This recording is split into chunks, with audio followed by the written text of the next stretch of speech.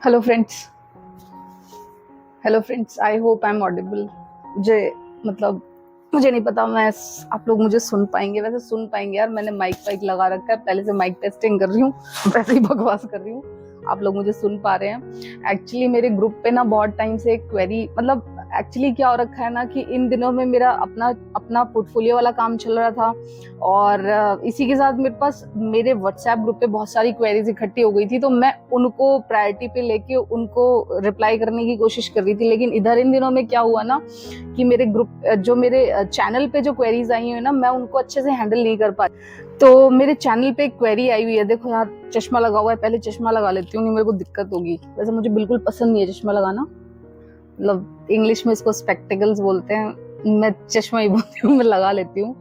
और मेरे ग्रुप पे नहीं, ग्रुप वाली क्वेरीज तो मैं आंसर कर ही रही हूँ। मेरे जो आज मैं क्वेरी लूंगी, इनकी काफी बहुत ही सिंसियर क्वेरी आई हुई है, और ये एक्चुअली इस क्वेरी को मैं सोच रही थी मैं बहुत आराम से बताना चाहूंगी। मैं इस क्वेरी को मैं जल्दबाजी में नहीं बताना चाहती थी, इस वजह से मैं थोड़ा सा इनको पेंडिंग रख रही थी, ताकि मेरे छोटे छोटे सारे काम एक बार खत्म हो जाए ना, तो मैं इस क्वेरी को अच्छे से लूँ।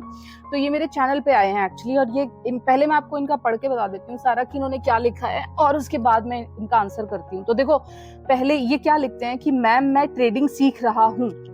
ये बहुत अच्छी बात है, लेकिन यहाँ पे आप ये जो ट्रेडिंग वर्ड बोल रहे हैं ना, इसको आप थोड़ा ट्रेडिंग एक्चुअली सीखी नहीं जाती, ट्रेडिंग करी जाती है। सीखा क्या जाता है? इन्वेस्टमेंट। इन्वेस्टमेंट सीखने की चीज है और ट्रेडिंग करने की चीज है। तो इनको आंसर मैं तुरंत के तुरंत करते जाऊंगी, है ना।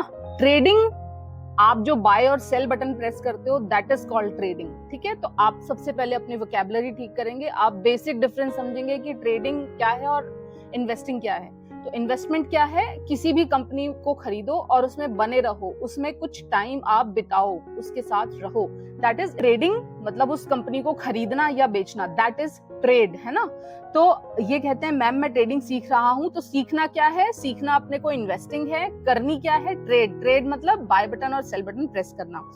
पिछले 2 साल से YouTube पर वीडियो देख देख के, बहुत अच्छी बात है, YouTube पे वीडियो देख, मतलब YouTube के थ्रू आजकल बहुत अच्छे अच्छे फाइनेंशियल एजुकेटर्स हैं जो आपको अच्छे अच्छे नॉलेज देते हैं शेयर मार्केट के बारे में और ट्रेडिंग के बारे में। लेकिन ये बोलूंगी कि हर YouTube वीडियो को ब्लाइंडली फॉलो करना अच्छा नहीं है। आजकल वो कहते हैं ना कि फ्री में कुछ नहीं बटता। मेजॉरिटी, मैक्सिमम केसेस आज, एटलीस्ट मैं शेयर मार्केट को तो दावे के साथ कह सकती हूँ, कम से भी कम 50% जो YouTube को लेके चैनल्स है ना, उनमें से 50% चैनल्स, 50% इन्फॉर्मेशन आपके पास फेक पहुंचाई जाती है, आपके पास एक्चुअल इन्फॉर्मेशन पहुंचेगी ही नहीं। ज्यादातर से ज्यादातर जो कोशिश होती है ना लोगों की, वो आप जैसे नए लोगों को, जिनको पता है कि वो YouTube पे आएंगे और शेयर को ट्रेड करना चाहेंगे, तो वो फॉल्स न्यूज, फेक न्यूज, इस तरह की न्यूज़ेस वो ज्यादा, और मैंने तो बहुत बड़े बड़े एनालिस्ट को भी इस तरह की चीजें करते हुए देखा है कि वो ट्रैप करने की कोशिश करते हैं। मतलब मुझे नहीं पता अभी, मैं नाम नहीं लेना चाहूंगी किसी का भी, क्योंकि नाम लेना सही भी नहीं रहेगा। राजेश एक्सपोर्ट्स जैसी कंपनी को इस वक्त बहुत प्रमोशन दिया जा रहा है, लेकिन जब मैंने उसके फंडामेंटल चेक किए ना, तो राजेश एक्सपोर्ट्स के साथ बहुत सारी दिक्कतें मुझे मिली। और मेरे व्हाट्सएप चैनल पे भी मुझसे किसी ने पूछा था कि राजेश एक्सपोर्ट्स के बारे में मेरी क्या राय है, तो बोलूंगी कि कुछ राय नहीं है, एकदम बकवास कंपनी है, घटिया कंपनी है। अगर आपको ट्रेड करना है तो आप राजेश एक्सपोर्ट्स में ट्रेड कर सकते हैं, और ट्रेड भी इस तरह का करेंगे कि मतलब आपके फंसने के चांसेस ज्यादा हैं।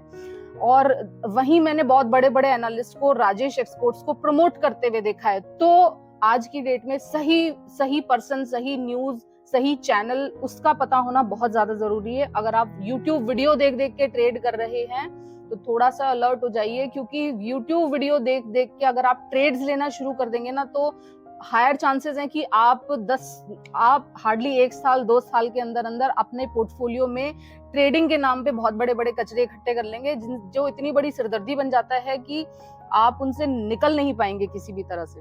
नेक्स्ट ये कहते हैं कि फाइनेंशियल बैकग्राउंड अच्छा नहीं है। मेजॉरिटी आज की आज की जो मिडिल क्लास है ना, जो इंडियन मिडिल क्लास है, उनका फाइनेंशियल बैकग्राउंड अच्छा नहीं है। मतलब कि जो हम लोग हैं, हमारे साथ ही जो हमसे पिछली वाली पीढ़ी है, उसका बैकग्राउंड बहुत, मतलब उनका जो बैकग्राउंड है वो बहुत अच्छा नहीं है। वो या तो मैंने देखा है आजकल बहुत बहुत इस तरह के लोग भी जिनके मतलब जिनका फाइनेंशियल बैकग्राउंड बहुत ही कमजोर है, वो भी शेयर मार्केट की तरफ अट्रैक्ट हो रहे हैं। लेकिन उस तरह के लोग, अगर आपने बिल्कुल भी शेयर मार्केट को अच्छे से स्टडी नहीं किया है, मतलब आप सोच ही लो, अगर आप 10th पास हो तो आप क्या ही बिजनेस स्टैंडर्ड पढ़ोगे और समझोगे, है ना। तो सबसे ज्यादा जरूरी एजुकेशन, पहले जब तक यहाँ आप सीखोगे नहीं ना चीजें, आपके पास अच्छी न्यूज नहीं होंगी, अच्छी इंफॉर्मेशन नहीं होगी, आप सीधा ट्रेडिंग करने उतर आओगे। तो हायर चांसेस हैं जिनका फाइनेंशियल, मैं ये नहीं कह रही कि जिसका फाइनेंशियल बैकग्राउंड अच्छा नहीं है वो शेयर मार्केट में ट्रेड नहीं करता, लेकिन फाइनेंशियल बैकग्राउंड अच्छा नहीं होने से आपके दिमाग में कुछ मतलब पहले से कुछ आपके परसेप्शंस बने होते हैं कि आपको बहुत जल्दी पैसा कमाना है अगर आप यहाँ शेयर मार्केट में आए हैं, लेकिन ऐसा नहीं होता। अगर आपने इस तरह की साइकोलॉजी के साथ में कि बहुत जल्दी पैसा कमाना है, सबसे ज्यादा मैंने ये देखा है कि जिन लोगों में सबसे ज्यादा ये जो 15 दिन में डबल करने की पैसे वाली इच्छा होती है ना, ये कमजोर बैकग्राउंड वाले लोगों में ज्यादा होती है।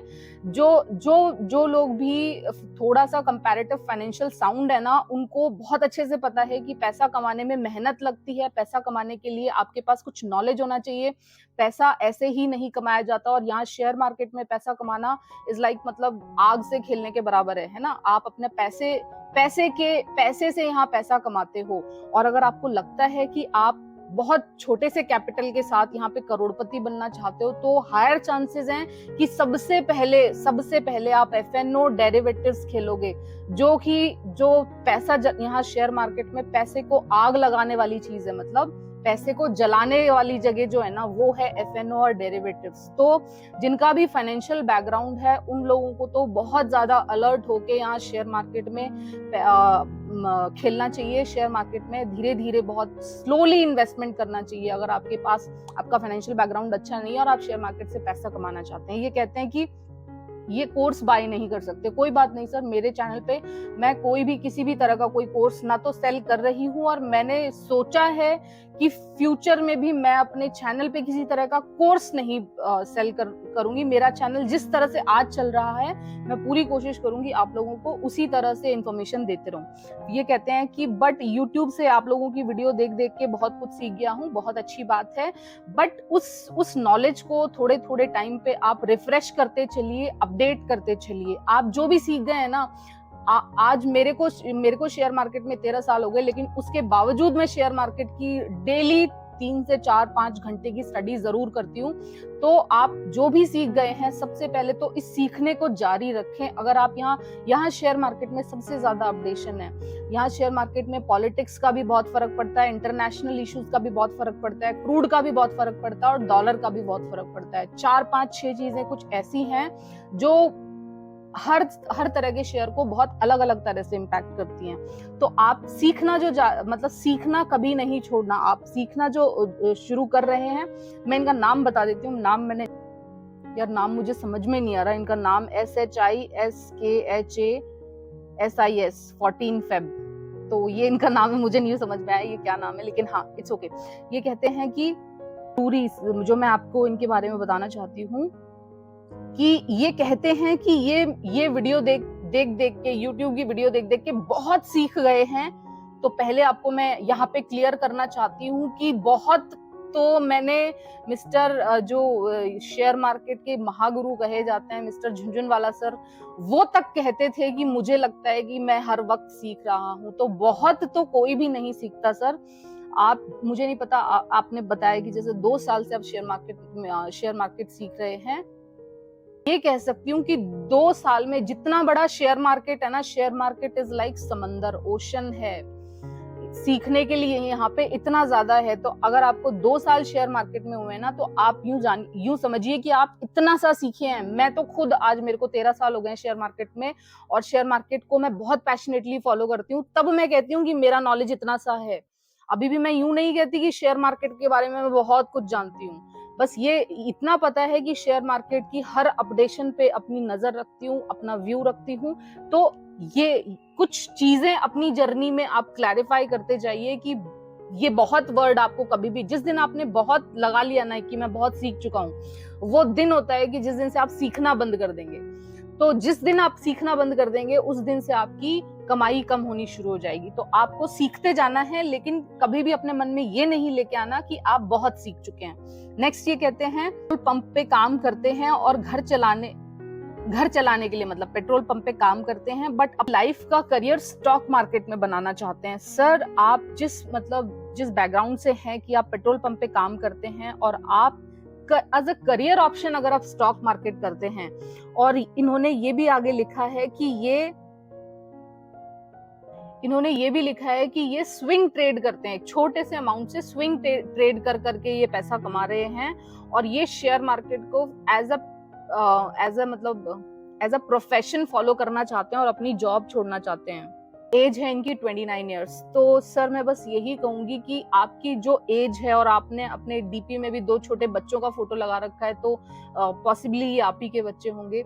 मतलब 29 इयर्स की एज में एक 2 बच्चों के पिता को, और जो भी पर्सन पेट्रोल पंप पे काम कर रहा है, दैट मीन्स उनका फाइनेंशियल बैकग्राउंड कंपैरेटिव थोड़ा सा उतना अच्छा नहीं है।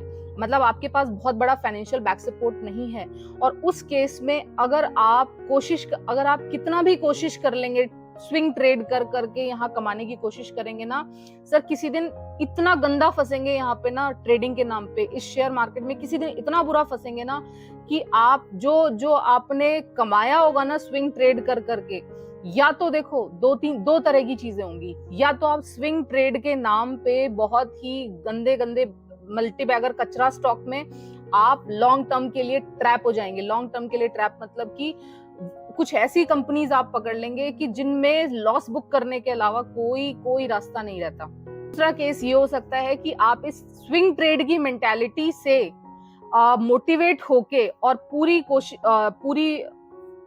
आप इस स्विंग ट्रेड की मेंटालिटी से और ज्यादा मोटिवेट होके आप एफएनओ और डेरिवेटिव्स खेलने लग जाओगे। और एफएनओ और डेरिवेटिव्स में मैंने केवल 99% लोगों को पैसा खोते हुए देखा है। तो आप ऐसा काम क्यों करना चाहते हैं जहां पे हिस्ट्री है कि मेजॉरिटी लोग पैसा खोते हैं? और अगर आपको जिस दिन आपको 20 साल हो जाए ना सर, मतलब ये छोटे छोटे स्विंग ट्रेड कर करके जिस वक्त आपको 20 साल हो जाए, 20 नहीं तो कम से कम 10 साल हो जाए ना सर, उस दिन मेरी तरफ से आप अपना जॉब छोड़ के शेयर मार्केट को full time as a trader, professional trader join कर लेना, मैं आपको नहीं रोकूंगी। लेकिन हाँ, अगर आपने जो भी सिचुएशन बताई हुई है कि आपके 2 बच्चे हैं, आप पेट्रोल पंप पे काम करते हो, आपकी एज 29 इयर्स है, जिस तरह की आपकी फाइनेंशियल लायबिलिटीज मैं सोच पा रही हूँ ना सर, उस केस में आप जैसे पर्सन को शेयर मार्केट को as a whole time profession chase नहीं करना चाहिए। आज मैं अगर शेयर मार्केट करती हूँ as a full time profession, मैंने अपना full time profession share market को लिया हुआ है, तो उसके पीछे सर मेरी फैमिली का बहुत बड़ा फाइनेंशियल सपोर्ट है। मुझे किसी भी तरह की एक सिंगल रुपए की लायबिलिटी नहीं है। मेरे हस्बैंड की बहुत अच्छी जॉब है, प्राइवेट सेक्टर में जॉब करते हैं, लेकिन उनकी बहुत अच्छी जॉब है। मुझे हर मंथ की सैलरी की चिंता नहीं है कि मेरे को मतलब चाहे मार्केट में कभी कभी 2-2, 3-3 महीने भी नेगेटिव चलता है, 2-2, 3-3 महीने भी 1 रुपया नहीं आता, तो उस केस में आपको लगता है कि क्या आप स्विंग ट्रेड कर करके अपने महीने के दूध के, बिजली के और सब्जी के इनके बिल्स की पूर्ति कर लेंगे? मुझे तो नहीं लगता। मतलब कि जितना आप चाहे जितने अच्छे ट्रेडर्स हो जाएं, बट ट्रेडिंग के द्वारा आप मतलब या तो आप बहुत ही एक कहते हैं ना कि बहुत तगड़े खिलाड़ी हो सकते हैं। केवल मैंने उन लोगों को कमाते हुए देखा, मतलब मैं तो सच बताऊं, आज तक मैंने जितने भी ट्रेडर्स, एफएनओ, डेरिवेटिव्स, जितने भी इन लोगों से मेरी बात हुई है ना सर, मेरे को तो कोई भी पर्सन कमाता हुआ मिला नहीं है अभी तक। कभी मिलेगा तो मैं आपके उसके एक्सपीरियंस आपको जरूर शेयर कराऊंगी। मेजॉरिटी जिन भी पर्सन जो डेरिवेटिव्स खेलते हैं, एफएनओ खेलते हैं, ट्रेडिंग करते हैं, उन लोगों को मैंने हाईली एंजाइटी से ग्रसित देखा है, और बहुत गंदी तरीके से वो मेंटली परेशान रहते हैं, उनकी लाइफ में पीस के नाम पे कुछ होता नहीं है। मैंने जितने भी ट्रेडर से बात की ना अभी तक, मतलब खास करके जो नए नए ट्रेडर्स आते हैं, वो कम से कम 10 12 15 मल्टीबैगर कचरा स्टॉक में फंसे होते हैं, दिन रात उनको नींद नहीं आती है, एंग्जाइटी के शिकार रहते हैं। मतलब मुझे ये नहीं पता वो पैसा कमाएंगे कि नहीं कमाएंगे, लेकिन हाँ वो अपनी मेंटल हेल्थ खत्म कर लेते हैं। फाइनेंशियली वो ट्रैप्ड हो चुके होते हैं बहुत सारे शेयर्स में। और ये ट्रेडिंग वाला गेम सर ऐसा है कि आपको बाहर नहीं निकलने देगा। इसके साथ सबसे बुरी समस्या यही है कि एक बार आप ट्रेडिंग में आते हो ना, इट्स लाइक दलदल जैसे जानते हो ना, उसमें आप जितना हाथ पैर मारने की कोशिश करोगे ना, तो मैक्सिमम पॉसिबिलिटी हो जाती है कि आप उसमें और ज्यादा से ज्यादा ट्रैप होते चले जाते हो। आप लॉसेस रिकवर करने के चक्कर में और गंदे से गंदे, बुरे से बुरे ट्रेड्स में फंसते चले जाते हो। तो सर मेरी तरफ से, आपने अपना जो फाइनेंशियल बैकग्राउंड बताया है कि 29 ईयर्स, 2 बच्चे, पेट्रोल पंप पे आप काम करते हैं, आपको फुल टाइम ट्रेडिंग बिल्कुल नहीं और बिल्कुल नहीं अपनानी चाहिए। आप जो भी अपना जॉब करते हैं उसी जॉब को और अच्छे से करते रहें। कुछ और भी कर सकते हैं इसके साथ में तो कुछ और करते रहें, और एक पीसफुल इन्वेस्टिंग जर्नी की शुरुआत आपको करनी चाहिए। वो आपके लिए एक बेस्ट तरीका है। आफ्टर सम टाइम, आफ्टर 4 और 5 ईयर्स आपके पास एक हैंडसम मनी इकट्ठा हो जाएगा, और उसके बाद आप देख लेना कि आपको क्या करना है। और सबसे पहले तो मुझे नहीं पता आपने और किस तरह का आपका बैकग्राउंड है, मतलब आपके पास अपना घर है या नहीं है, फैमिली की बाकी सारी सिक्योरिटीज हैं या नहीं है, आपकी जो भी एज है इस वक्त ना, उस वक्त आपको सबसे प्रायोरिटी पे आपके पास दो चीजें, कि पहले तो आपके जो मंथली एक्सपेंसेस हैं वो रिकवर किससे होंगे, वो एक रेगुलर जॉब से होंगे। अगर ऑब्वियसली आपकी वाइफ, जो भी आपने स्टेटस बताया है, आपकी वाइफ अर्निंग नहीं होंगी ऑब्वियसली। अगर वो अर्निंग नहीं है, अगर वो इच्छुक हैं, वो 10वीं 12वीं पास हैं, तो उनकी आप एजुकेशन बढ़ाइए, उनको कोई स्किल सिखाइए, ताकि वो किसी तरह से कैश जनरेट कर सकें, वो आपके फैमिली में किसी तरह से फाइनेंशियल मतलब हेल्प कर सकें, ठीक है। दूसरी चीज, अगर आपके पास पेट्रोल पंप के काम से टाइम बचता है तो आप कुछ और भी, मतलब किसी और तरह के चीजों में इन्वॉल्व होकर कैश जनरेट करने की कोशिश कीजिए। आपके घर में अगर आप हस्बैंड वाइफ 2 लोग हैं और आपके छोटे बच्चे हैं, तो आपके घर में जो सबसे जरूरी चीज है ना, वो है हर मंथ की सैलरी आना। शेयर मार्केट को एक तरफ कर दो बिल्कुल। सबसे पहले जरूरी अपने 1 मंथ की सैलरी, आपकी जिस भी जॉब से आप कमा पा रहे हैं वो जॉब आपको नहीं छोड़नी है। जिस दिन आपके पास अकाउंट में 50 लाख रुपए इकट्ठा, 50 लाख नहीं छोड़ो, मतलब मैं तो नॉर्मली बोलती ही नहीं हूँ कि लोगों को जॉब छोड़नी चाहिए, लोगों को जॉब करना चाहिए। बस उस जॉब से जो उनकी सेविंग्स होती हैं, उन सेविंग्स को अच्छी कंपनी में इन्वेस्टमेंट की तरफ डाइवर्ट करना चाहिए। मुझे ये लगता है कि this is the best way to earn from share market. इसके अलावा आप कुछ भी यहाँ पे अकड़म बकड़म तिकड़म करने की कोशिश करेंगे ना, तो मैक्सिमम और मेजॉरिटी चांसेस हैं कि आप शेयर मार्केट से नुकसान उठा के जाएंगे, धोखा खा के जाएंगे। मेरे पास लिस्ट ऑफ एग्जांपल है सर, लोगों के घर बिक जाते हैं, लोगों के गहने बिक जाते हैं, और उनके हाथ में कुछ नहीं रह जाता है यहाँ शेयर मार्केट में। ये बहुत ही खतरनाक गेम है, गैम्बलिंग। जो भी लोग इसको गैम्बलिंग बनाने की कोशिश करते हैं, जो भी लोग गैम्बलिंग क्या होता है, ट्रेड क्या करते हो, एक नंबर पे पैसा लगाते हो कि ये नंबर ऊपर जाएगा या नीचे जाएगा। जब तक आपको उस नंबर के पीछे का कोई भी एक नंबर है किसी भी कंपनी पे, अगर आपको लगता है, लेट सपोज एक एग्जांपल लेती हूँ, जियो फाइनेंशियल सर्विसेज, लोगों को लग रहा है जियो फाइनेंशियल सर्विसेज में ट्रेड लो, भर भर के मेरे पास मैसेज आ रहे हैं, जियो फाइनेंशियल सर्विसेज में ट्रेड ले लें क्या। अरे भैया, उसको आने दो अभी मार्केट में, उसको बिजनेस करने दो। जब तक कोई कंपनी अपने आप को स्टैब्लिश नहीं करती, तब तक उस कंपनी को दिक्कत रहती है। तब तक हर कंपनी का शेयर केवल और केवल स्ट्रांगली तभी चल पाएगा जब उस कंपनी का बिजनेस है। पहले उसको आने दो मार्केट में, उसके बाद उसमें ट्रेड लेना शुरू करना। वरना तो अपनी दिन रात की नींदें जगा के, और आपको आज 2 रुपए मिल गए जियो फाइनेंशियल पे, कल आपने 4 रुपए खो दिए, वो करना है तो आप करते रहो ट्रेड।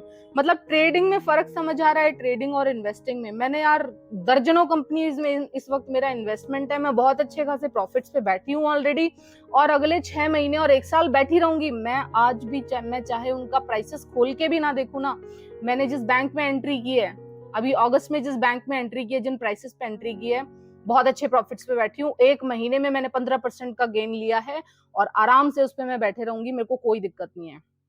आदित्य बिरला कैपिटल जो फाइनेंस की कंपनी है मेरी, बहुत अच्छी कंपनी है, बहुत अच्छे प्रॉफिट्स में हूँ, कोई दिक्कत नहीं है। महिंद्रा एंड महिंद्रा के शेयर में 1170 रुपए पे एंट्री की है। आज देख लो मार्केट की क्या कंडीशन है, उसके बावजूद ये शेयर आज अपने प्राइसेस पे खड़ा हुआ है। और मैंने बेट लगा रखी है लोगों से, मैं किसी को भी किसी तरह का प्राइस टारगेट नहीं दे रही हूँ। कोई ट्रेडिंग करने मत लग जाना मेरे शेयर में।